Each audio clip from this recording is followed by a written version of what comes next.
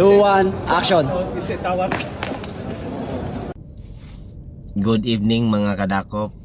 Pag-usapan natin itong video ni Kiko tsaka ni Senador Lito Lapid na mabilisan lang tinanggal niya yung buong upper receiver ng baril niya. Ganito kasi yon. Itong baril na to na ginamit nila ay isang 1911.45 caliber na model. Okay.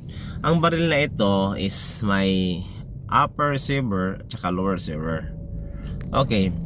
Bago paghiwalin yung dalawa, kailangan mong tanggalin yung lock niya, yung tinatawag natin na slide stop. Pakita ko sa inyo. Ito. Ganyan.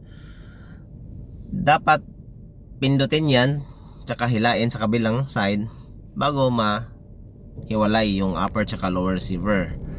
Kung pansin mo sa video mga kadakop, ayan o, kita mo yung maliit na bilog na maliwanag, parang tagos, no?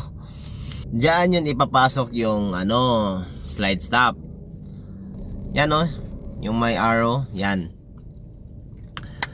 So, ang ginawa nila ay tinanggal na nila yung slide stop para pag perform nila sa tricks na yan, madali na lang. Isang hulbot na lang, isang hatak, tanggal na kaagad. Kaya yun yung nangyari. Kasi ang baril na 1911 hindi basta-basta yan matatanggal unless ididiin mo tanggalin mo yung slide stop. Ganon lang, sa mga hindi nakakaalam, ganon yon.